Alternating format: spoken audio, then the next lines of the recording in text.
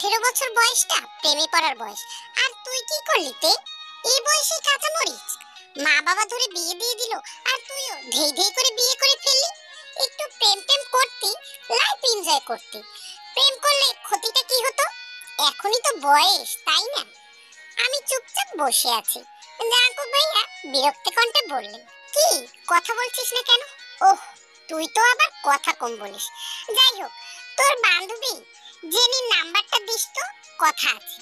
আমি জাঙ্কুক ভাইয়ের কথা শুনে বোকার মতো তাকিয়ে রইলাম। আজ আমাদের বাসরা, সবে মাত্র কাল 18তে পা দিলাম, আর আজ আমার বিয়ে দিয়ে দিল ফ্যামিলির লোকেরা। যেন তারা আমার 18 বছর বয়সের অপেক্ষা করছিল। আমি বরাবরই বোকাশোকা, বিয়ে কি আজও বুঝি না।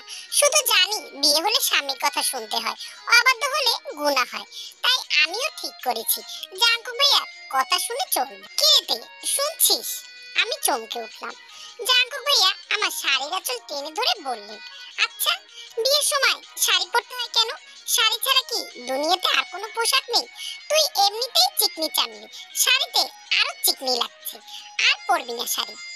তাহলে কি পরবো? বিয়ের পর তো মেয়েদের শাড়িই পরতে হয়। জাঙ্কুক ভাইয়া পাত্তা না দিয়ে বললেন, শোন, তোকে বিয়ে করেছি আমি, সো আমার কথা শুনবি। জি, আচ্ছা। তারপর ধমক দেওয়া গলায় বললেন, বললাম না জেনির নাম্বারটা দে। এত রাতে? কেন?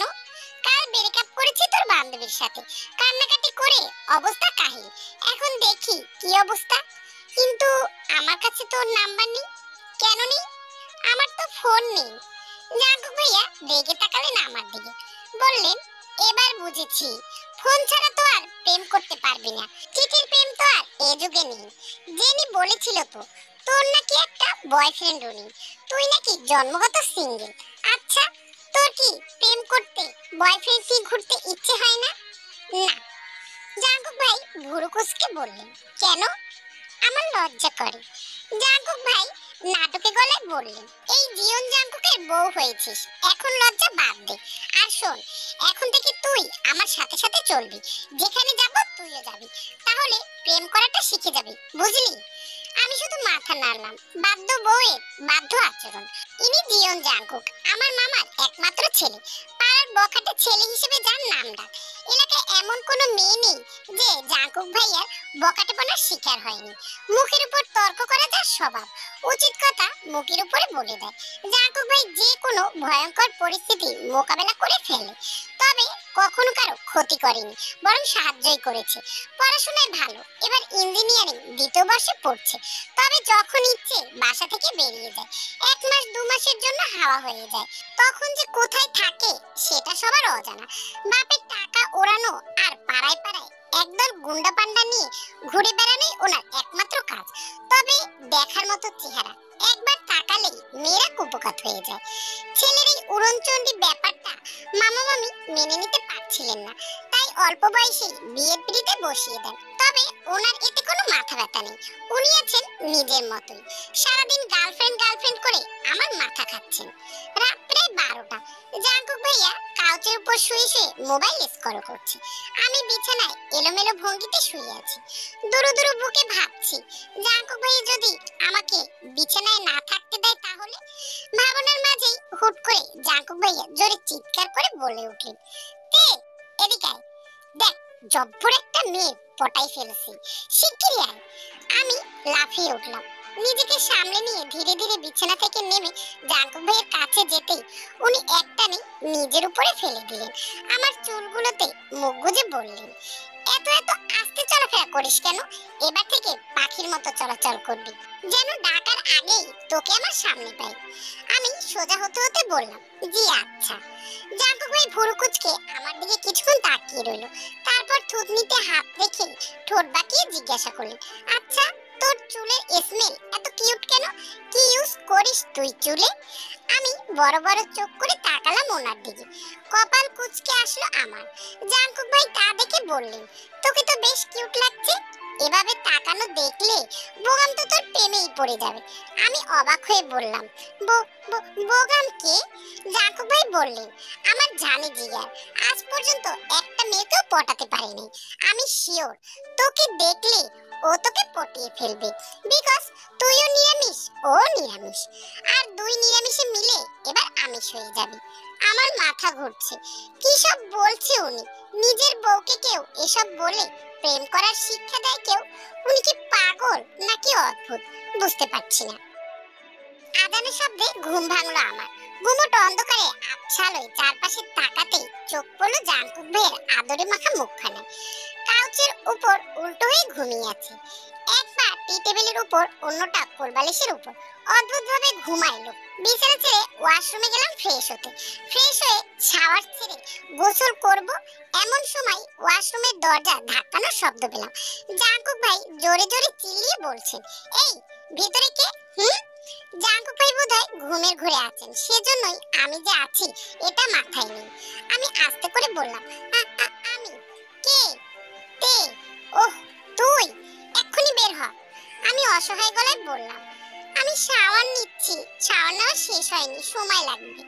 জাঙ্কুক ভাই রেগে বললেন, আমি কিছু জানি না, এক্ষুনি বের হতে হবে। 10 মিনিট সময় দেন। না, এক্ষুনি। আরে কি ঝামেলা, এখনো অর্ধেক শাওয়ার নেওয়া হয়নি আর উনি 10 মিনিট টাইম দিতে পারবে না? আজব তো। জাঙ্কুক ভাই এমন জোরে জোরে দরজা ধাক্কাচ্ছে, মনে হচ্ছে এক্ষুনি দরজা ভেঙে যাবে। আমার কান্না পেয়ে গেল।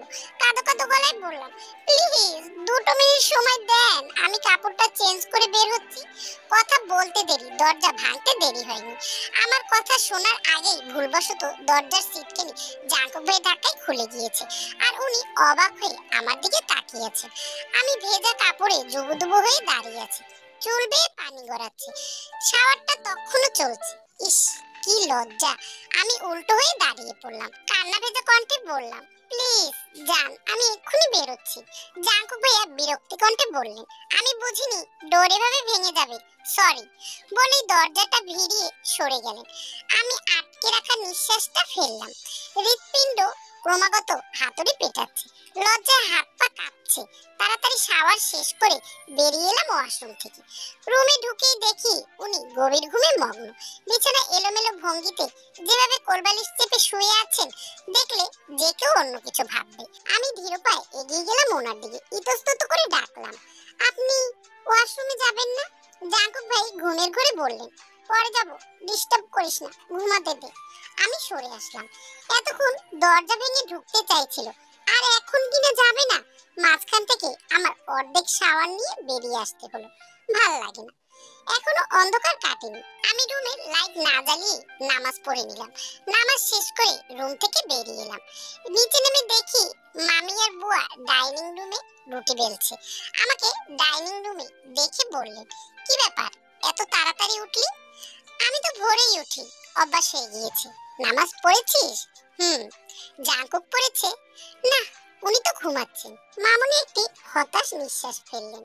আমাকে বললেন, কত চেষ্টা করি ভোরবেলা ওঠাতে, নামাজ পড়তে, কিন্তু এই ছেলে নামাজটা কাজা করবে, ঘুম থেকে উঠবে 10টায়, এত দেরিতে। মামুনি মৃদু হাসলেন, বললেন, এসেছিস বাসায়, দেখবি এই ছেলের কাণ্ড কারখানা। তারপর অন্যমনস্ক হয়ে বললেন, তোর আব্বু হয়তো বিয়েটা মানতে পারেনি রে, কিন্তু কি করব বল, নিজের ছেলেকে উচ্ছনে যেতে দেখলে কোনো মা বাবাই কি ঠিক থাকতে পারে? তাই তো স্বার্থপরের মতো তোর মতো ভালো একটি মেয়েকে জাঙ্কুকের সাথে সারা জীবনের জন্য জুড়ে দিলাম। ক্ষমা করে দিস মা। আমি হাসলাম, বললাম, ক্ষমা চাওয়ার কিছু নেই, এরকম করবে না কখনোই। আচ্ছা মামা কোথায়? বাসার সবাই ওঠেনি?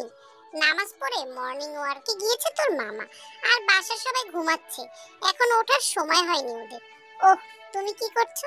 নাস্তা বানাচ্ছি। আমি বানিয়ে দিচ্ছি, দাঁড়াও। মামুনি হেসে বললেন, আমি কি বউ এনেছি রান্না করতে? আমি বউ এনেছি আমার ছেলেকে মানুষ করতে।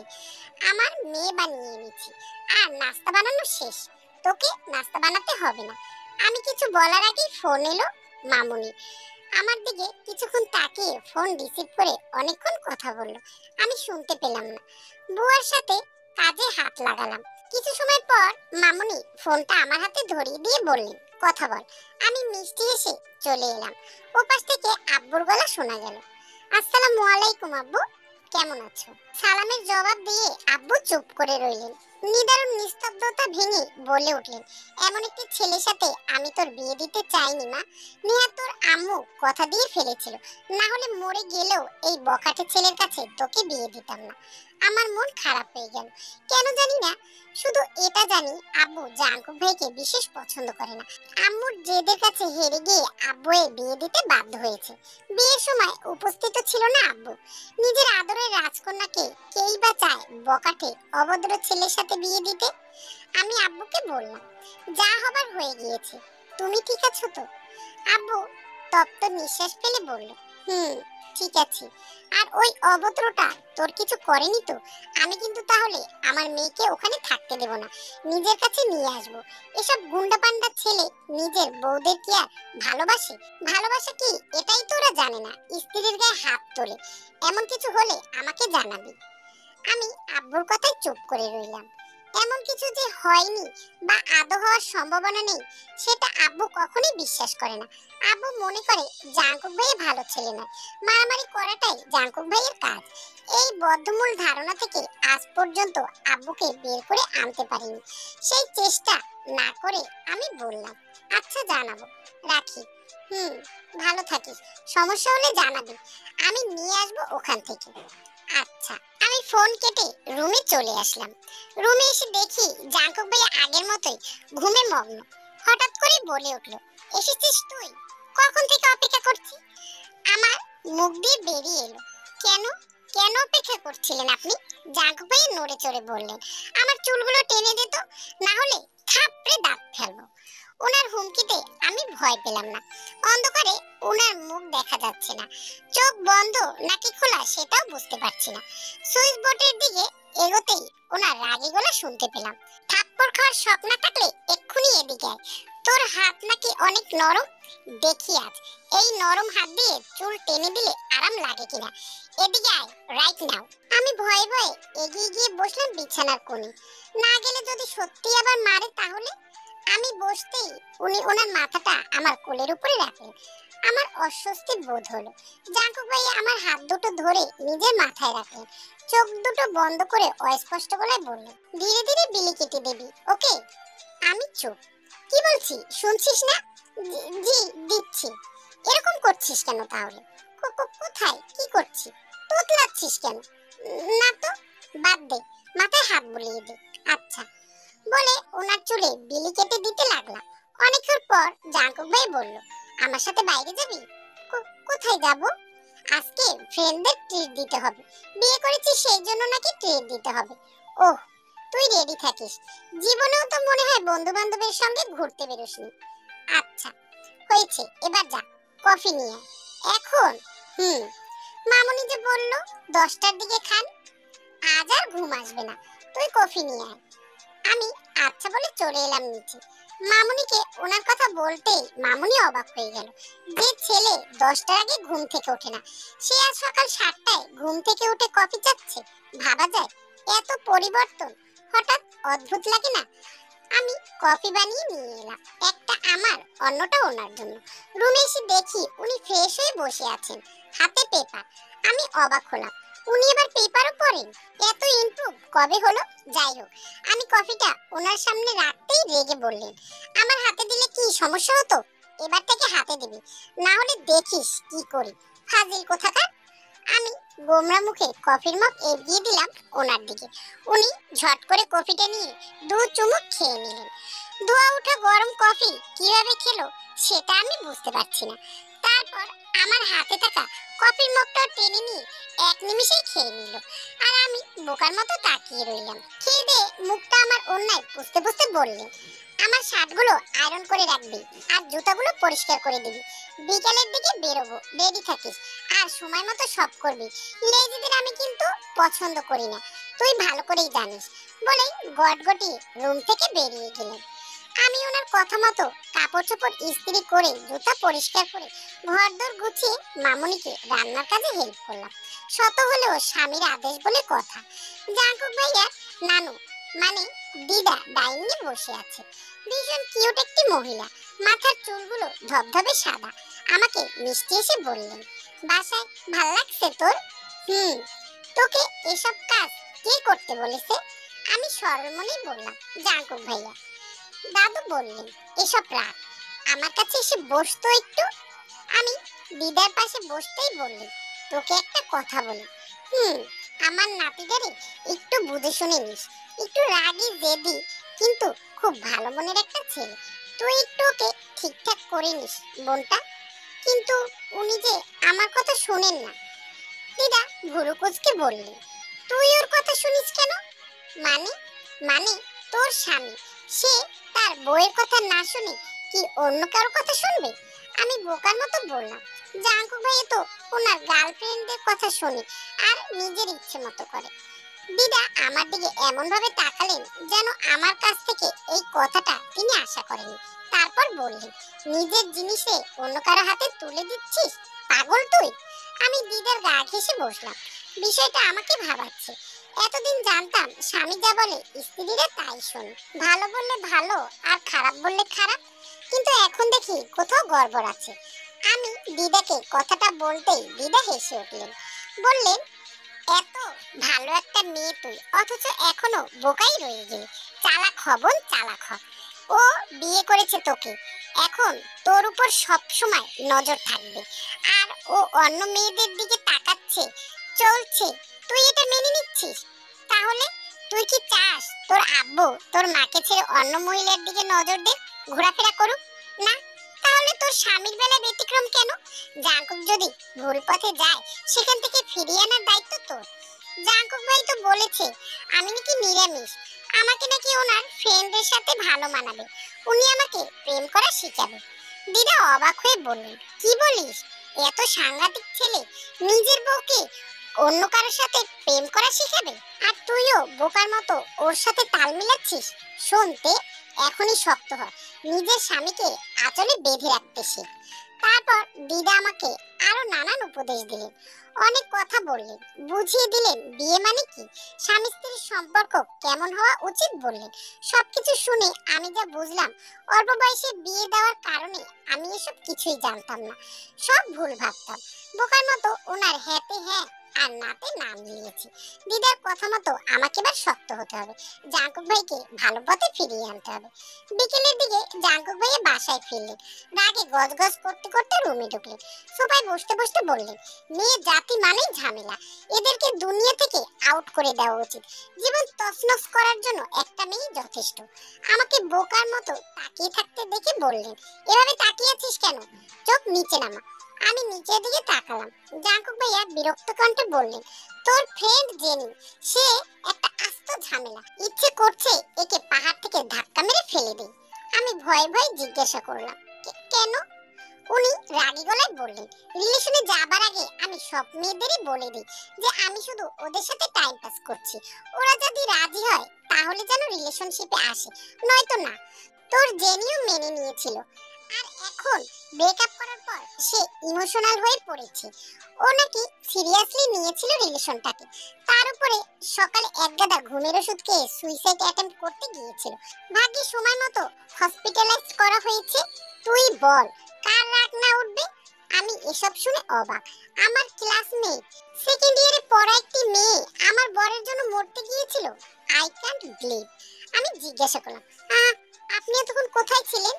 ওইখানেই, হসপিটালে। আচ্ছা মতো ঝেড়ে দিয়ে এলাম মেয়েটাকে, মাথাটাই গরম করে দিয়েছিল। ঝামেলা বন্ধ করে এলাম। আমি একটা কথা বলি। জাঙ্কুক ভাইয়া অবাক হয়ে তাকালো। আমি ওনার দৃষ্টি এড়িয়ে অন্যদিকে তাকালাম। বললাম, এখন এসব আর না করলেই হয়। আপনার তো বিয়ে হয়ে গিয়েছে, বউ আছে। উনি রেগে বললেন, তোকে বউগিরি ফলাতে বলিনি। আমি কি করব না করব সেটা তোকে বলতে হবে না। তোর অ্যাডভাইসের দরকার নেই। ছোট ছোটর মতো থাক, মাইন্ড ইট। আমি ধমক খেয়ে মুখ কালো করে দাঁড়িয়ে রইলাম। ওনার সাথে কথা বলাটাই আমার ভুল হয়েছে। আমাকে এভাবে দাঁড়িয়ে থাকতে দেখে বললেন, বাইরে যাবো বলেছিলাম না, রেডি হসনি কেন? ভালো লাগছে না, আমি কোথাও যাব না। মামুনিরা রাতে বাসায় থাকবে না। জাঙ্কুক ভাইয়া বিরক্ত হয়ে তাকালেন, তারপরে বললেন, ঠিক আছে, তাহলে আজকে সবাইকে বাসায় ডেকে পার্টি করব। রাতে কেউ বাসায় থাকবে না। কিভাবে কি করবেন? সবাই কোথায় যাবে? দাওয়াত খেতে, কার বাসায় জানি না। জাঙ্কুক ভাইয়া হাসি হাসি পুলকিত মুখে বললেন, ভালোই হবে, তুইও যাবি নাকি? না, তোরে যেতে দিলে তো তোকেই তো সবাই দেখতে আসবে। মানে এত মানে করতে হবে না, যা ভাগ এখান থেকে। আমার জন্য ব্ল্যাক কফি নিয়ে আয়। জি আচ্ছা। রাতের বেলায় বাসা পুরো খালি, আছি শুধু আমি আর দিদা। জাঙ্কুক ভাইয়ের ছাদে সবকিছু রেডি করে ওনার ফ্রেন্ডদের নিচে রিসিভ করতে গিয়েছে। আমি রুমে বসে বোর হচ্ছিলাম, ভাবলাম দিদার রুমে গিয়ে বসি। কিন্তু এমন সময় জাঙ্কুক ভাইয়া তার বন্ধু বান্ধবদের নিয়ে তাড়াতাড়ি চলে আসলো। আমাকে দেখে আমাকে টানতে টানতে ছাদে নিয়ে গেল। তারপরে শুরু হলো পার্টি। সবাই মিলে হই হুল্লোড় নাচা গাওয়া করলো, কিন্তু আমি চুপচাপ একপাশে দাঁড়িয়ে রইলাম। সবাই আমাকে দেখে কিউট সুন্দর ভাবি অনেক কমপ্লিমেন্ট দিচ্ছিল, আর সবাই মিলে অনেক কিছু খাচ্ছিল। কি বিদঘুটে গন্ধ, জানি না বাবা কি খাচ্ছিল। তারপরে পার্টি শেষ করে আমরা সবাই নিচে চলে আসলাম, যে যার মতো চলে গেল। আর আমরাও আমাদের রুমে এসে ঘুমিয়ে পড়লাম, যেহেতু খুব ক্লান্ত ছিলাম। এভাবে কেটে গেল অনেক দিন। জাঙ্কুক ভাইয়া তার মন মর্জি মতোই চলছে, তার ভিতরে কোনো পরিবর্তন নেই। পরিবর্তন শুধু এতটুকুই যে সে আগে হুটহাট বাসা থেকে বেরিয়ে যেত আর ৩-৪ দিনও বাসায় আসতো না, কিন্তু এখন নিয়ম করেই বাসায় আসে। প্রতিদিন রাতে আসে, আবার সকালে বেরিয়ে যায়, মাঝে মাঝে দুপুরেও খেতে আসে। একদিন রাতের বেলায় আমার হঠাৎ করে মাথা ঘুরিয়ে বমি বমি পাচ্ছে। বমি করার জন্য ওয়াশরুমে এগোতে যাব, তখনই চারিদিকে অন্ধকার দেখলাম। তারপরে আমার আর কিছু মনে নেই। ডক্টর, তেমা কেমন আছে? ওর খাওয়া দাওয়া অনিয়মিত, তার উপরে প্রচুর টেনশন করে, স্ট্রেস নিচ্ছে প্রচুর। এই সময় এটি ভালো লক্ষণ নয়। সবাই অবাক হয়ে গেল। এই সময় মানে? ডাক্তার বললেন, আপনারা দুজন আমার সঙ্গে কেবিনে আসুন, কিছুক্ষণের মধ্যেই আপনার মেয়ের জ্ঞান ফিরবে। বলে ডাক্তার বেরিয়ে গেলেন। জাঙ্কুকের বাবা আর তের বাবা দুজনেই কেবিনে ঢুকলেন ডাক্তারের পিছু পিছু। হসপিটালের করিডোরে জাঙ্কুকের মা তের মা দাঁড়িয়ে আছে। জাঙ্কুকের চোখ মুখ দেখে কিছুই বোঝা যাচ্ছে না, কাঠ হয়ে বসে রইল। ডাক্তার তার বরাদ্দকৃত চেম্বারে বসলো। জাঙ্কুক আর তের বাবা তার সামনে গিয়ে বসলেন। ডাক্তার বললেন, মেয়ে প্রচুর টেনশন নিচ্ছে, তাছাড়া অল্প বয়সে বিয়ে দেওয়াটি ঠিক হয়নি। 18 তো হয়েছে, 18 হলেই তো আর হয় না। একটা মেয়েকে শারীরিক ও মানসিকভাবে স্ট্রং থাকতে হয়, না হলে প্রচুর সমস্যা হয়। আর যেহেতু আপনার মেয়ে কনসিভ করে ফেলেছে, আমার মনে হয় ওর বেলায় ব্যাপারটা বাড়াবাড়ি হয়ে গিয়েছে। জাঙ্কুকের বাবা থমকে গেল, তের বাবাও চুপ। আসলেই তো মেয়েটাকে আরো সময় দেওয়া উচিত ছিল, কিন্তু কি আর করা যাবে, ডাক্তারের কথা মতোই সব মানতে হবে। জাঙ্কুকের বাবা জিজ্ঞাসা করলেন, এখন করণীয়? মেয়েকে দেখে শুনে রাখুন, খাওয়া দাওয়া যাতে নিয়মিত করে, স্ট্রেস না নেয়। এই সময় শারীরিক মানসিক চেঞ্জ আসে মেয়েদের, মুড সুইং তো আছে। আর তে নিতান্তই বাচ্চা একটি মেয়ে, তাই কোনো কাজ করতে দিবেন না, ভারী কাজ নট অ্যালাউ, একটু কেয়ারফুলি থাকবেন। দুই বাবা মাথা নেড়ে সম্মতি জানালো।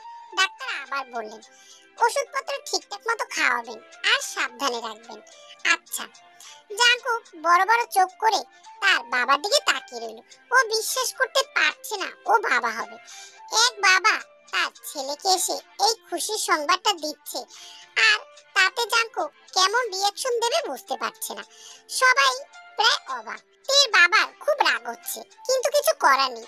নিজের রাজকন্যা তার গর্ভে একটি বাচ্চা লালন করছে, কতটুকু বয়সী বা ওর যে ও বাচ্চা সামলাবে। এমন সময় নার্স এসে বললেন, আপনাদের পেশেন্টের জ্ঞান ফিরেছে। সবাই কেবিনের দিকে পা বাড়ালো। সবাই গেলেও জাঙ্কুক গেল না। ওর মধ্যে অপরাধবোধ কাজ করছে, কেন এমনটা হতে দিল ও? আর তে, ওরই বা বয়স কত? ওর পিচ্চিতে নিজেই তো একটা পিচ্চি, তারপরে আবার আরেকটা পিচ্চি ধারণ করছে, ভাবা যায়। কিন্তু ওর ভুলের জন্যই তেকে কেন শাস্তি পাবে? কতই দেখেছে অল্প বয়সী মেয়েরা বাচ্চা হলে বেশিরভাগ মেয়েই মারা যায়। না, জাঙ্কুক চায় না তের এমন পরিস্থিতি মোকাবেলা করুক, কিছু একটা করতে হবে। মাথাটা প্রচন্ড ব্যথা করছে। আমি মিটমিট করে তাকিয়ে দেখলাম অচেনা এক রুমে শুয়ে আছি। আশেপাশে চোখ বুলাতেই দেখলাম স্যালাইন লাগানো হাতে, আর আমি একটা বেডে শোয়া। তার মানে আমি হসপিটালে আছি, কিন্তু কেউ তো নেই। ভাবতে ভাবতেই দরজা খুলে আব্বু আম্মু মামা মামি সবাই কেবিনে ঢুকলো। আম্মু এক প্রকার দৌড়ে এসে জিজ্ঞাসা করলেন, কেমন লাগছে এখন? ভালো। মাথায় ব্যথা হচ্ছে? তেমন না। আম্মু আর কিছু জিজ্ঞাসা করলেন না। মামুনি বললেন, কষ্ট হচ্ছে? না, হঠাৎ মনে পড়লো জাঙ্কুক ভাইয়ের কথা। কষ্টটা হচ্ছে, খুব হচ্ছে। সবকিছু মনে পড়তেই মন খারাপ হয়ে গেল। মামা অপরাধী গলায় বললেন, একটা খবর দেওয়ার ছিল মা। আমি অবাক হয়ে বললাম, কি খবর? মামনি বলল, তুই মা হবি তে। কথাটা শুনেই আমি হতভম্ব হয়ে গেলাম। মা হব? কিভাবে কি? আমি অবাক হয়ে বললাম, সত্যি? হুম। আমার হাত দুটো হঠাৎ পেটের কাছে নিয়ে গেলাম। আমি মা হব মানে আমার একটা পুচকি বা পুচকো আসবে, কিন্তু বাচ্চার বাবা, সে কি চাইবে এই বাচ্চাটাকে? সে তো বলেছে আমার প্রতি তার কোনো ফিলিংস নেই, উনি ভুল করেছিল। আচ্ছা, উনি যদি বাবা হবার কথা শুনে তাহলে তো ঠিকও হয়ে যেতে পারে, তাই না? বিকজ বাবা হওয়াটা আনন্দের, সবাই এই খুশি পেতে চায়। উনি বাচ্চার জন্য হলেও নিশ্চয়ই ঠিক হয়ে যাবেন। আমি হাসলাম। মামা বললেন, আমরা দাদু দিদা হচ্ছি। মামনি বলল, তোকে কিন্তু সেফ থাকতে হবে বাবুটার জন্য। থাকবো। তুই খুশি তো মা? হুম। আচ্ছা ঠিক আছে। সবাই আমার মাথায় হাত বুলিয়ে দিল। সবাই খুব খুশি, আর আমিও খুশি। নয়তো এতক্ষণে সবার মুখে অপরাধ আর চিন্তার ছাপ দেখতে পাচ্ছিলাম। হাতে কেননা লাগানো, স্যালাইন শেষ হলেই আমি বাসায় যেতে পারবো। কিন্তু মানুষটা আসলো না কেন? লজ্জায় নাকি আমার মুখোমুখি হতে চাইছে না? আমি মনটাকে শান্ত রাখার চেষ্টা করছি। মামুনি আমাকে খাইয়ে দিচ্ছে। আম্মু বলল, আর কতক্ষণ লাগবে স্যালাইন শেষ হতে? আধ ঘন্টার মতো। মামা আর আব্বু দুজনেই কেবিন থেকে বেরিয়ে গেলেন। মামুনি বলল, কাল রাতে কিভাবে পড়ে গেছিলি তুই? জানি না, হঠাৎ মাথা করে বমি এলো। আম্মু বলল, খাওয়া দাওয়া করিস না ঠিক মতো, তাহলে তো পড়বি। মামুনি হেসে বললেন, এই পড়ায় তো সেই পড়া নয়। আমি লজ্জা পেলাম, সংকোচ কাটাতে বললাম, আমাকে এখানে কে নিয়ে এলো? মামা? না, জাঙ্কুক। মামুনি আর আম্মু আমাকে রেস্ট নিতে বলে বের হলো। তার কিছু সময় পর জাঙ্কুক ভাইয়া হুড়মুড়িয়ে ভিতরে ঢুকলেন। আমি চমকে উঠলাম। উনি কেবিনের দরজা লাগিয়ে আমার দিকে এগোতে লাগলেন। আমি ভয় পেয়ে গেলাম। ওনাকে এমন লাগছে কেন? অপরাধীর চেহারা রাগে লাল হয়ে আছে, উস্কো খুস্কো চুল। আমি কাঁপা কাঁপা গলায় বললাম, আপনি? উনি আমাকে ভয় পেতে দেখে বললেন, রিল্যাক্স, উত্তেজিত হওয়ার দরকার নেই। আমি শান্ত হয়ে ঢোক গেলাম। আমার পাশে এসে বসলেন। আমাকে হতভম্ব করে দিয়ে কপালে একটি চুমু এঁকে দিলেন। আমার হাত দুটো মুঠোয় নিলেন। আমার খুব আনন্দ লাগছিল। বাবা হওয়ার আনন্দে হয়তো এরকম করছেন। আমার দিকে এক দৃষ্টিতে কিছুক্ষণ তাকিয়ে রইলেন। উনি বললেন, দেখ, আমি একটা কথা বলতে চাই, তুই হয়তো অবাক হবি। আমি পুলকিত গলায় বললাম, বলুন। তুই আমাকে অনেক আনন্দ দিয়েছিস। বাবা হওয়াটা কত আনন্দের আমি তোকে বোঝাতে পারবো না। আমি খুব খুশি হয়েছি, সত্যি। কিন্তু একটা কথা। কি? আমি তোর লাইফ রিস্ক নিতে চাইনি। মানে? তুই খুব ছোট্টতে, একটা বাচ্চার মতো। তোর বয়স অল্প। তুই তো জানিস অল্প বয়সে মেয়েদের কনসেপ্ট করাটা তার জীবন নিয়ে টানাটানি করার সমান। তাতে কিছু হবে না, আমি কেয়ারফুল থাকবো। সবাই তো আছে, প্রবলেম হবে না। হয় অল্প বয়সে মেয়েদের প্রবলেম হয়, আমি সহ্য করে নেব, কিন্তু আমি চাই না। আমি অবাক হয়ে বললাম, চাই না মানে? কি বলছেন আপনি? তোর লাইফ রিস্ক নিতে চাই না? কি বলতে চাইছেন? অ্যাবর্শন করে ফেল। আমার বুকটা ধক করে উঠল বাক্যটা শুনে। অ্যাবর্শন মানে? আমি অবাক হয়ে জিজ্ঞাসা করলাম, আপনি বলতে চাইছেন আমি বাচ্চাটাকে নষ্ট করে ফেলি? কিন্তু কেন? বললাম তো, তোকে হারাতে পারবো না। জাঙ্কুক ভাই, এটা আমার আর আপনার সন্তান। আপনি কি বলছেন বুঝতে পারছেন? আপনি আমাকে হারাতে চাইছেন না কেন? আমি মরে গেলে তো আপনি শান্তি পাবেন, দায়িত্ববোধ থেকে মুক্তি পাবেন, নিজের মতো বন্ধু বান্ধব নিয়ে ঘোরাফেরা করতে পারবেন। চুপ! মরার কথা বললে দেখিস কি করি। কেন এমন করছেন? ভালোবাসেন আমায়? মনে হয়, কিন্তু আমার কথা শুনতে হবে। ওনার কথায় আমার চেহারার কোনো পরিবর্তন হলো না। ওনার বাচ্চা না চাওয়ার কথা নিচে ভালোবাসার কথাটি চাপা পড়ে গিয়েছে। আমি অনুভূতিহীন হয়ে পড়েছি। সরি, আমি আপনার কথা রাখতে পারলাম না। বাচ্চা আপনি না চাইলেও আমি চাই। এটা আমার বাচ্চা। I want. উনি অসহায় চোখে তাকালেন, এলোমেলো চুলগুলো দু হাতে চেপে ধরে বললেন, বলতেছি তো আমি তোকে ভালোবাসি। আমি আর কোনোদিনও তোর কথার বাইরে যাব না। আব্বুর সাথে অফিসে যাব, তোর খেয়াল রাখবো, কিন্তু তোর জীবন নিয়ে টানাটানি করতে পারবো না। আপনার কথা শুনে খুশি হলাম, আর এখানে জীবন নিয়ে টানাটানি করার কিছু নেই। তুই বুঝছিস না কেন তে? আপনি যদি বুঝতেন তাহলে আমিও বুঝতাম। উনি হঠাৎ রেগে বললেন, তুই আমাকে ভালোবাসিস না তে? বাসি, কিন্তু আপনার অন্যায় আবদার আমি রাখবো না। এখানে অন্যায় কিছু নেই, জাস্ট।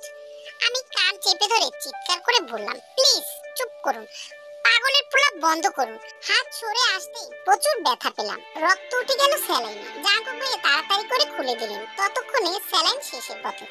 উনি রাগী গলায় বললেন, আমি যা বলছি তাই হবে, অ্যাবর্শনের ব্যবস্থা করছি। আপনি এমন করবেন না। আমাকে বালিশের সাথে চেপে ধরে বললেন, করবই করব, তোকে হারাতে পারবো না। আমার বাচ্চা সে, আপনার অধিকার নেই আমার বাচ্চাকে খুন করার। আমি মা, আমি তাকে দেখব। আপনাকে চাই না মা, কিন্তু তোকে আমার চাই। আমি এই বিপদ থেকে রক্ষা পাওয়ার আশায় ওনার বুকে কিল ঘুষি দিতে লাগলাম, চিল্লিয়ে বলছি, আমার আপনাকে চাই, বাচ্চাকেও চাই। উনি আমাকে বোঝানোর চেষ্টা করছেন নানাভাবে। আমাকে জোর করে অ্যাবর্শন করাতে চান উনি। কতটা মারাত্মক হলে কেউ নিজের সন্তানকে দুনিয়ার মুখ দেখতে দিতে চায় না। আমার চিৎকারে আব্বু আম্মু মামা মামি ছুটে এলেন। আব্বু অবাক হয়ে জিজ্ঞাসা করলেন, কি হয়েছে তে? আমি কাঁদতে কাঁদতে বললাম, আব্বু আমাকে বাসায় নিয়ে চলো। জাঙ্কুক ভাইয়া শীতল গলায় বললেন, না তুই আমার সাথে যাবি। না, আমি বাসায় যাব আব্বু, আমি ওনার সাথে যাব না। তোকে যেতে দেব না, তুই বাসায় যাবি অ্যাবর্শনের পর। মামা অবাক হয়ে বললেন, অ্যাবর্শন মানে? আমি কাঁদতে কাঁদতে বললাম, মামা প্লিজ ওনাকে বোঝাও, উনি আমার বাচ্চাকে খুন করতে চাইছে। আমি খুন করতে চাইছি না, আমি তোকে বাঁচাতে চাইছি। আমি আমার বাচ্চা ছাড়া বাঁচতে পারবো না। শুনতে তুই ছোট, কিছুই বুঝিস না, তাই এরকম বলছিস। তোকে অ্যাবর্শন করাতেই হবে। মামা এবার আর ওনার বাড়াবাড়ি মেনে নিতে পারলেন না। নিজের ছেলে তার অনাগত সন্তানকে মারতে চাইছে, তাই মামা ঠাস করে ওনার গায়ে থাপ্পড় মেরে দিলেন। বললেন, ছি, তুই এটা বলতে পারলি? কারণ তেকে বাঁচতে হবে। একটা মেয়ে এ সময় সবচেয়ে বেশি দরকার হয় তার স্বামী। স্বামীর কেয়ার আর ভালোবাসাতে যে কোনো মেয়ে এই পরিস্থিতির মোকাবেলা করতে পারে। কিন্তু আব্বু, তে পারবে না, ওর কষ্ট হবে। একদম চুপ। এ বয়সে হাজার হাজার মেয়ে মা হচ্ছে, সবার স্বামী তোমার মতো ব্যাককেল নয়। তুমি তো দেখছি এমনিতেই মেয়েটিকে মেরে ফেলতে চাইছো। জাঙ্কুক ভাই কিছুই শুনলেন না, বদ্ধ উন্মাদের মতো আচরণ করতে লাগলেন। আমি ওকে নিয়ে যাবই। বলতে বলতে উনি আমাকে ধরতে এলেই আমি মামুনির হাত ধরে ফেললাম। মামুনি অনেক কষ্টে নিজের কান্না আটকে আম্মুকে উদ্দেশ্য করে বলল, তেকে তোমাদের বাসায় নিয়ে যাও, এই ছেলের মাথা খারাপ হয়ে গিয়েছে, যে কোনো সময় বিপদ ঘটিয়ে ফেলতে পারে। মামা আর ওনাকে এগোতে দিলেন না, অনেক কষ্টে ওনাকে আটকালেন। আমি কান্না করতে করতে মাথা ব্যথা বাঁধিয়ে ফেললাম। লোকটা পাগল হয়ে গিয়েছে নাকি? উনি বলতে লাগলেন, তোকে বাঁচতে হবে তে, নয়তো নিজেকে ক্ষমা করতে পারবো না। তোকে আমার কথা মানতেই হবে। আমি আর কিছু শোনার অপেক্ষা করলাম না। আব্বু আর মামুনি কাঁধে ভর দিয়ে বেরিয়ে এলাম আস্তে আস্তে হসপিটাল থেকে। দুদিন হলো আমাদের বাসায় এসেছি। এই দুদিন মুড অফ ছিল আমার। কোনো মেয়ে চায় এমন পরিস্থিতি ক্রিয়েট হোক? মামুনি ফোন করে অনেক কেঁদেছেন, তার ছেলেটা পুরো পাগলামি করছে। ইভেন এখনো ঘরের জিনিসপত্র ভাঙচুর, চিৎকার চেঁচামেচি করছে। আমি বুঝছি না ওনার সমস্যাটা কি। সেদিন রাতেই তো বললো আমাকে ভালোবাসে না, আর আজ বলছে আমাকে ছাড়া বাঁচবে না, আমাকে ভালোবাসে। কেটে গেছে আরো 2টি দিন। বিকেলবেলা বারান্দায় দাঁড়িয়ে আছি, হঠাৎই আম্মুর ফোনটি বেজে উঠলো। ফোনটা কখন থেকে বেজে চলেছে, কেউ ধরছে না। আমি আস্তে করে গিয়ে দেখলাম একটি আননোন নাম্বার থেকে ফোন এসেছে। ফোন রিসিভ করেই বললাম, আসসালামু আলাইকুম। ওপাশ থেকে নীরবতা শোনা গেল। কে বলছেন? আমার কথা রাখবি না তে? চমকে উঠলাম। 4 দিন পর জাঙ্কুক ভাইয়ের গলা শুনতে পেলাম। রাখবি না? আমাকে নিজের কাছে অপরাধী বানিয়ে দিবি?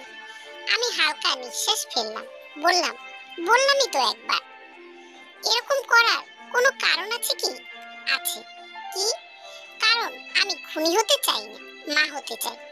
কিন্তু আমি তা চাই না। আপনার চাওয়া না চাওয়ায় আমার কিছু যায় আসে না, ভালোবাসি তোকে তে। হাসালেন আমার। একদিনেই প্রেমে কিভাবে পড়লেন মিস্টার জিয়ন জাংকুক? মিথ্যা কথা কম বললেই বোধহয় ভালো হতো। আমি কোনো মিথ্যা বলিনি। আপনার লেম কথাগুলো প্লিজ আপনার কাছেই রাখুন, আর এসব নাটক বন্ধ করুন, আমাকে শান্তিতে থাকতে দিন। উনি আবারও অসহায় গলায় আবল তাবল কথা বলতে শুরু করলো। আমার প্রচন্ড রাগ হতে লাগলো। কি ভাবেটা কি উনি নিজেকে? প্রিন্স চার্মিং নাকি বিল গেটস যে ওনার সুন্দর চেহারা আর টাকার লোভে পড়ে আমি ওনার সব অন্যায় মেনে নেব? হাউ! আমি বিরক্ত গলায় বললাম, আপনি আপনার বকবক অন্য কাউকে গিয়ে শোনান। একটা কথা মাথায় এবং মনে গেঁথে নিন, এই বাচ্চাটা শুধু আমার একার। আপনার কোনো কিছুই যেমন আমার নয়, তেমনি এই সন্তান আপনার নয়। আপনার কোনো অধিকার নেই এই সন্তানের উপর। নিজের মতো থাকুন, আমাকেও থাকতে দিন। আমি মরি বাঁচি তাতে আপনার কিছুই হবে না। So enjoy your life, bye বলেই ফোনটা কেটে দিলাম। ঠিক করছি, কাঁদবো না, শুধু হাসবো। আমার বাচ্চার জন্য আমাকে হাসতেই হবে। সেদিন যখন সবাই পার্টি করে যে যার মতো চলে গেল, তখন আমরা দুজন রুমে এসে পড়েছিলাম। জাঙ্কুক ভাইয়া প্রচন্ড ড্রাঙ্ক ছিল। সে কেমন যেন নেশাত্মক দৃষ্টিতে আমার দিকে তাকাচ্ছিল। আমিও একটু একটু ড্রিঙ্কস করেছি, কিন্তু তার মতো অতটা মাতাল হয়ে যায়নি। জাঙ্কুক ভাইয়া চোখ দুটো লাল টকটকে হয়ে গিয়েছিল। আস্তে আস্তে আমার দিকে এগিয়ে আসতে লাগলো। হঠাৎ করেই আমার ঘাড়ে মুখ ডুবিয়ে বলতে লাগলো, তে তুই এত সুন্দর কেন? তোকে দেখলে আমার খেয়ে ফেলতে ইচ্ছে করে। জান প্লিজ আমাকে একটু বাঁচা, আমি আর পারছি না। আমার কেমন যেন লাগছে, খুব হাসফাস করছে। জান তোকে একটু ছুঁয়ে দেব? জান কথা বল। আমি কি বলবো, ওনার ছোঁয়ায় আমার নিঃশ্বাস যেন আটকে যেতে লাগলো। উনি ঘাট ছেড়ে আমার ঠোঁটে মুখ ডুবালেন। পরম আবেশে আমার ঠোঁট চুষে নিতে লাগলেন। আমি অস্থির হয়ে পড়লাম ওনার ছোঁয়ায়। হঠাৎ করে জাঙ্কুক ভাইয়া আমাকে কোলে তুলে নিয়ে বিছানায় নিয়ে গেলেন। তারপর আমাকে তার সমস্ত ভালোবাসা উজাড় করে দিতে লাগলেন। আমিও মানা করতে পারলাম না। তুই দেখতে একদম চকলেটের মতো, ইচ্ছে করে দেখলেই খেয়ে ফেলি। অন্য কারোর সাথে তো এরকম হয় না। তোকে দেখলে আমি এরকম কন্ট্রোললেস হয়ে পড়ি কেন? কি মাখিস তুই গায়ে? তোর গায়ের ঘ্রাণ আমাকে মাতাল করে তোলে। জান আজকে একটু আমাকে সামলে নিবি? জাঙ্কুক ভাইয়া কি করছো? নড়ে না জান, ভাইয়া না, ড্যাডি বলো ড্যাডি। আজকে আমি তোমাকে অন্য দুনিয়ায় নিয়ে যাব। Let's start. How you know how to keep your business clean? Mommy, I'm proud that it's living hot. Got the money shot, doing something unholy. কাঁধে কারো স্পর্শ পেতেই আমার ধ্যান ভাঙলো। পিছন ঘুরে দেখি জিমিন আপু। কি এখানে দাঁড়িয়ে কি করছিস? কিছু না, তুমি কখন আসলে? এই তো মাত্রই আসলাম। জিমিন আপু হলো আমার চাচাতো বোন। হয়তোবা বাবাই আপুকে আসতে বলেছে। আমার মন খারাপ, আর জিমিন আপু হলো আমার মন খারাপের ওষুধ। আপুকে আমার খুব ভালো লাগে। আপুর সাথে থাকলে আমি সব সময় হাসি খুশি থাকি। তাই হয়তোবা বাবা আপুকে নিয়ে এসেছে এই সময়, যাতে আমি মন খারাপ না করি। তা জাঙ্কুক ভাইয়ের কি খবর? বাদ দাও তো ওনার কথা। কেন, কি করলো? বিশাল এক কাহিনী। কি হয়েছে বলতো? আমি আপুকে সব ঘটনা খুলে বললাম। আপু বিস্তারিত শুনে এত অবাক হলো যে কয়েক মিনিট কথাই বলতে পারলো না। এবার বুঝলে? বুঝলাম তো, খুব সাংঘাতিক ছেলে। হবেই তো। বিয়ের রাতে আমাকে কি বলেছে জানো? কি বলেছে? আমাকে নিয়ে নাকি টই টই করে ঘুরবে, আর নতুন নতুন মেয়ে পটাতে সাহায্য করবে আমি ওনাকে। ইভেন ওনার বন্ধুর সাথে আমাকে ভালো মানাবে, আমাকে প্রেম করিয়ে দেবে ওনার বন্ধুর সাথে। আমি নাকি নিরামিষ একটা মেয়ে, তাই উনি আমাকে প্রেম শেখাবে। এইসব কথা বলেছে? হ্যাঁ, বুঝলে তো কোন পাগলের পাল্লায় পড়েছি। আপু মুখে হালকা চিন্তিত ভাব নিয়ে বলল, একে তো অন্যভাবে টাইপ দিতে হবে। অন্যভাবে মানে? আগে আগে দেখো হোতা হে ক্যা। চল আমার সাথে রুমে। কি করবে? আরে আয় তো। জিমিন আপু ফোন বের করে জাঙ্কুক ভাইয়ের আইডি সার্চ করে বের করলো। সার্চ করতেই ভেসে উঠলো ওনার আইডি। আমরা ঘেটে ঘুটে দেখলাম এবং আমি বেশ অবাক হলাম। প্রোফাইলে দুটি কিউট টুইন বাচ্চার ছবি দেওয়া, কভারে ওনার পিকচার, ওনার ছবিতে হাজারেরও বেশি লাইক কমেন্ট। কি ছবি আপলোড দেয় রে বাবা, যেমন জাঙ্কুক ঠিক তেমনি তার ছবি, কিন্তু বাচ্চার ছবি ডিপিতে রাখার মানেটা কি বুঝলাম না। নিজের বাচ্চাকে মারতে চেয়ে আবার ভালো বাবা সাজার নাটক করছে নাকি সোশ্যাল সাইটে, যত সব ঢং। আপুর একটি ফেক আইডি আছে, আইডির নাম জহির মিয়া, সেজন্য আপু একটি প্ল্যান করলো। সেই মতে জাঙ্কুক ভাইকে ইনবক্সে লিখলো আসসালামু আলাইকুম। জাঙ্কুক ভাই বোধহয় লাইনেই ছিল, মিনিট পাঁচেক পর উত্তর আসলো ওয়ালাইকুম আসসালাম। আপু লিখলো কেমন আছেন? আলহামদুলিল্লাহ। আপনার ডিপিতে বাবুর পিকচারগুলো কার? আপনার বেবি? না, তাহলে কার? আপনাকে বলবো কেন? আজব তো, মনে হচ্ছে উনি বোধহয় রেগে গিয়েছে। আপু লিখলো না মানে আমি আপনাকে চিনি। চিনেন মানে? কে আপনি? আমি এর বন্ধু। ওপাশ থেকে কিছুক্ষণ নীরবতা, তারপর বললেন তের যে বন্ধু আছে আমি তো জানতাম না। আসলে ও আমার বন্ধুও নয়, আমরা তো 2 বছর যাবত প্রেম করছি, ইভেন এখনো কন্টাক্ট আছে। জাঙ্কুক ভাইয়া রেগে গেছেন, লিখলেন মিথ্যে বলার আর জায়গা পাস না। মিথ্যে বলবো কেন? ওকে আপনি যেমন দেখেন ও কিন্তু ততটা সাদাসিধে নয়, উপরে এক ভিতরে আরেক। নেহাত ওর ফ্যামিলি জোর করে ওর বিয়ে দিয়ে দিয়েছে, না হলে কখনোই আপনাকে বিয়ে করতো না। আমি তো আজও ওকেই ভালোবাসি। এদিকে আপু এসব লিখছে আর আমি অবাক হয়ে তাকিয়ে আছি। আপুর প্ল্যানটা ঠিক কি বুঝলাম না, তবুও দেখছি আপু কি করে। জাঙ্কুক ভাই লিখলেন চুপ, আমি তোর কথা বিশ্বাস করি না। ছবি পাঠাবো, আমাদের দুজনের অন্তরঙ্গ মুহূর্তের কিছু ছবি আছে, চাইলেই দিচ্ছি, কিন্তু ছবিগুলো অ্যালবাম থেকে কালেক্ট করতে সময় লাগবে, আপাতত নেই। অন্তরঙ্গ মুহূর্ত মানে কি বলতে চাইছিস তুই? আমি আস্তাগফিরুল্লাহ বলে আপুর দিকে তাকালাম। আপু হেসে বললেন দেখ কেমন জব্দ করি, তুই শুধু মজা নিতে। আপু লিখলো এইটা তো আপনার বোঝার কথা। আচ্ছা আমি বিশ্লেষণ দিচ্ছি, ওকে? তোর বিশ্লেষণের গুষ্টি মারি, আমি তোর বিশ্লেষণ চাই না, তোর বাচ্চা। আপু আর আমি হেসে দিলাম, হাসতে হাসতে লুটোপুটি। বেটা ভালোই জ্বলছে, জ্বলছে আর মনে হয় লুচির মতো ফুলছে। আপু আমাকে বলল এবার আসল বোমাটা ফাটাই। আমি অবাক হয়ে বললাম আরো কিছু বাকি আছে? আসল ক্লাইম্যাক্স তো এখন শুরু, সো এনজয়। ওকে। এদিকে জাঙ্কুক ভাইয়া বারবার গালি দিচ্ছে। উনি লিখছে কথা বলছিস না কেন? এই কথা বল, মিথ্যেবাদী জোচ্চোর, সামনে পেলে ছাটিয়ে কান বয়রা করে দিতাম। তের নামে মিথ্যে বলিস শালা হারামি, তোর জিভ যদি টেনে না ছিঁড়েছি আমার নামও জাঙ্কুক নয়। আপু লিখলো রিল্যাক্স, আমি সোজা সাপটা কথা পছন্দ করি, তাই বলে দিচ্ছি। কিসের কথা? ওপাশ থেকে বলল আসলে তে এখন তো প্রেগনেন্ট, আর ও এখন এই বাচ্চাটাকে অ্যাবর্শন করে ফেলতে চাইছে। প্রথমে চাইছিল না, আসলে মা তো, কিন্তু আমি অনেক করে বোঝালাম যে যেখানে বাচ্চার বাবাই সন্তানকে চাইছে না, তখন রেখে আর লাভ কি? ওটাকে নষ্ট করে ফেলে তারপরে ও আমার কাছে চলে আসবে, দেন আমরা বিয়ে করে সুখে থাকবো। কানাকার বাচ্চা, একে আমি কেন পুষবো? আমি আমার বাচ্চাকেই শুধু দেখবো আর আমার বাচ্চাকেই ভালোবাসবো। আসলে একটা বাচ্চাই তো সম্পর্কের আসল ভিত্তি, সম্পর্কে এক সুতায় গেঁথে রাখি। বাচ্চা না থাকলে সম্পর্কের মূল্য কি? বাচ্চার জন্যই তো বাবা মা কখনো আলাদা হয় না, তাই না?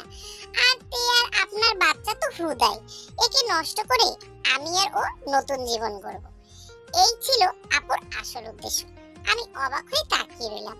জাঙ্কুক ভাইয়া মেসেজ সিন করেছে অনেকক্ষণ, তবু রিপ্লাই করলো না। প্রায় 20 মিনিট পরে ভয়েস নোট এলো। আপু ভয়েসটি প্লে করলো।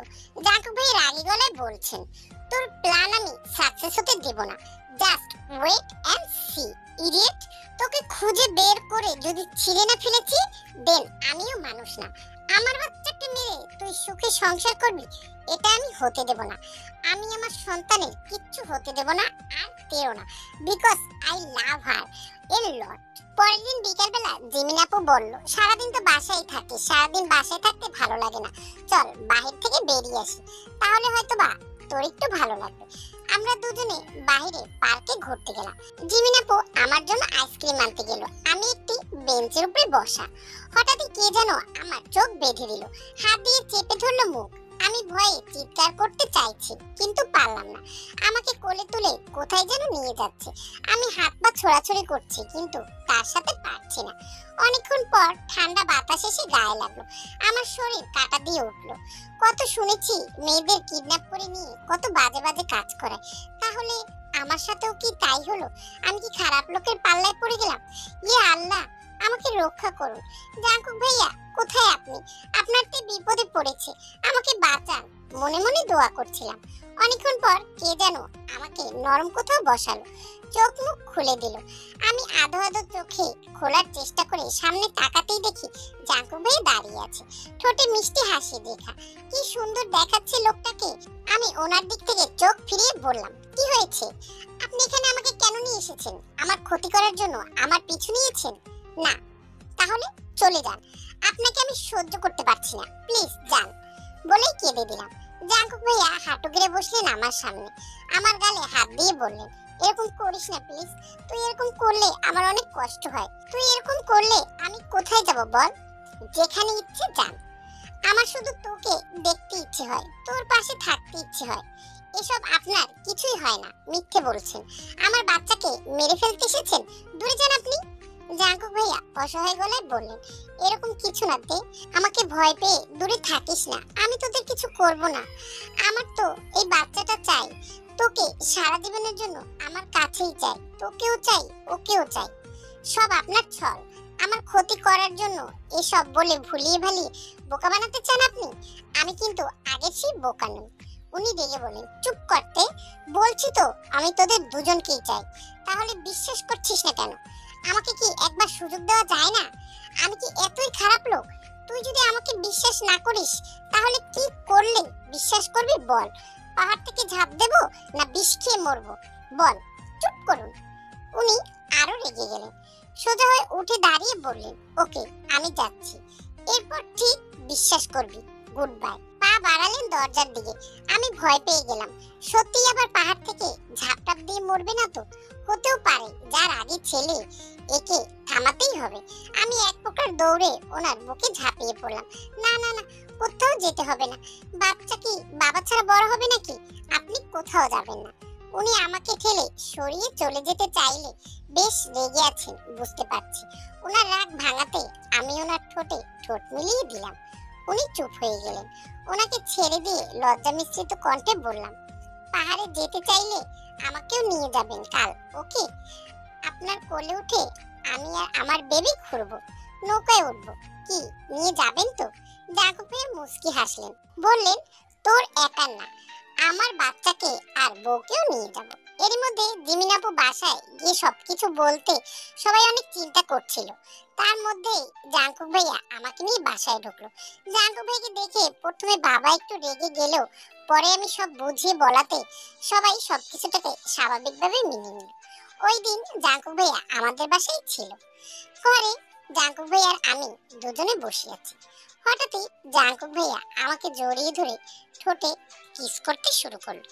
আমি ঠেলে সরিয়ে দিয়ে রাগে গলায় বললাম, এসব কি? যত সব নোংরামি। এভাবে বলছিস কেন? অসহায় চোখে তাকিয়ে বলল উনি। তো কিভাবে বলবো? এখনই এসব শুরু করে দিয়েছেন? এখানে তো কেউ নেই।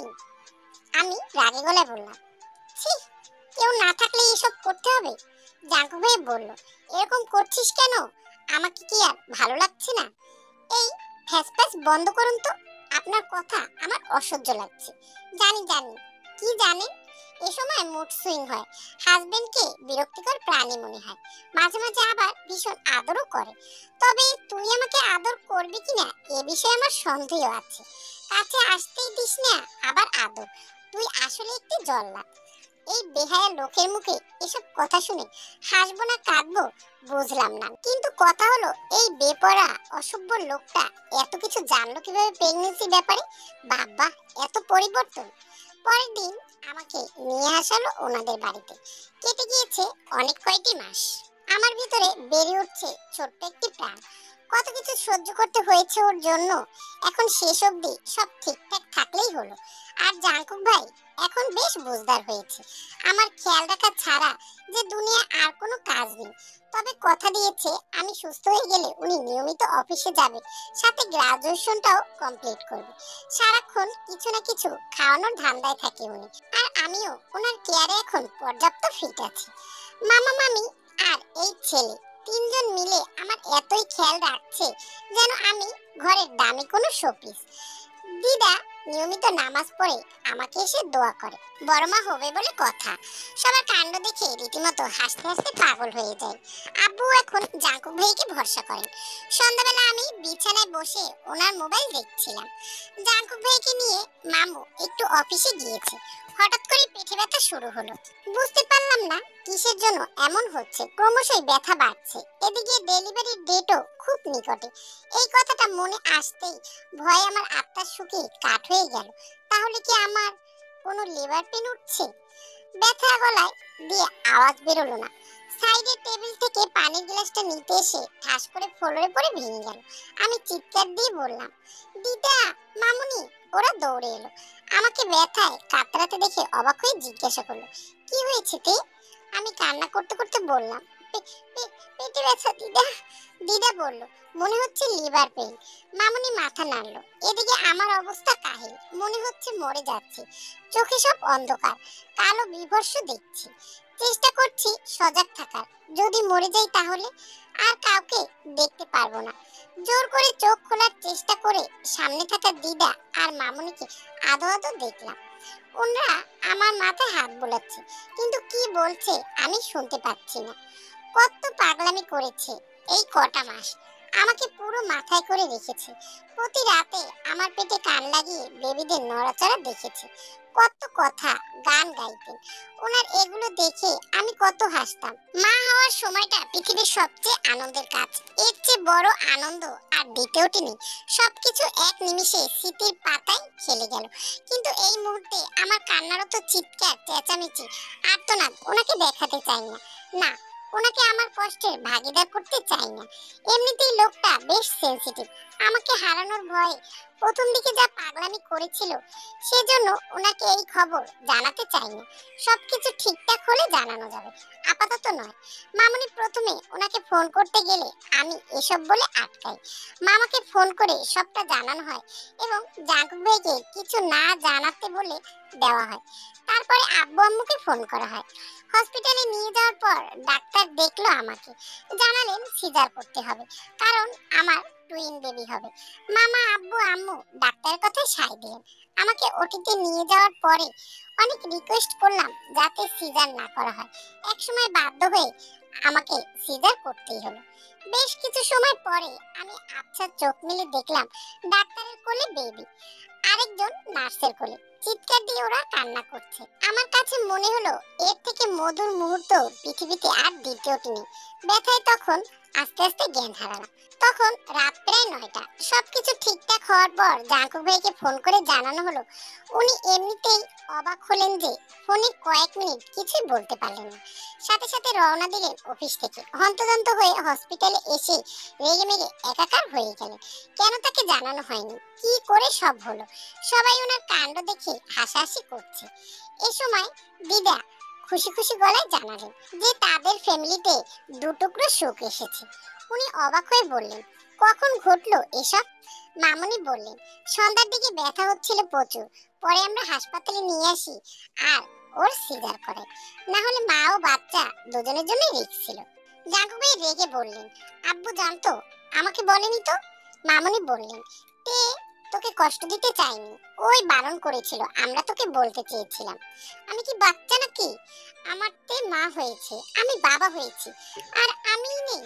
তোমরা কিন্তু আমার সাথে ভালো করলে না।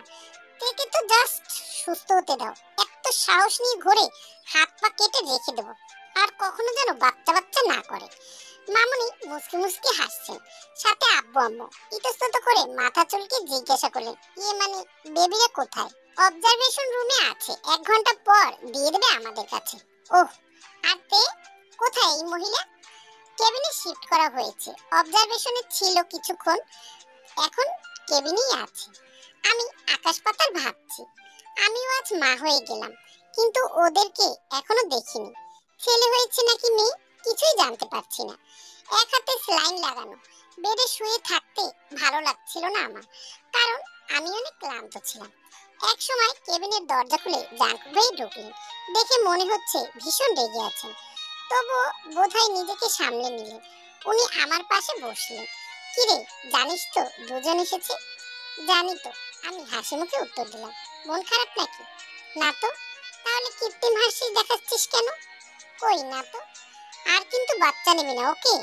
আমি রেগে বললাম, আসলে আপনি এখন ওদেরকে মেনে নিতে পারেননি, তাই না? আপনি খুব খারাপ লোক, বাবা হওয়ার যোগ্যতাই নেই আপনার। উনি আমাকে জড়িয়ে ধরে বললেন, আরে রাগিস কেন, খুশির ঠেলায় দূর হন সামনে থেকে। তোর সাহস কিন্তু আজকাল বড্ড বেড়েছে। বাড়বেই তো, বখাটের বউ বলে কথা, এরকম বলতে পারলি? এমনি বললাম, সরি। আচ্ছা, আপনি ওদের দেখেছেন? উনি না জানার ভান করে বললেন, কাদের? আমি একটু রাগে চোখে তাকালাম, বললাম, আমাদের বাচ্চাদের। ওহ না, তোর বাচ্চাদের দেখিনি, কিন্তু আমার বাচ্চাদের দেখেছি। আমি হেসে বললাম, কেমন দেখতে হয়েছে ওরা?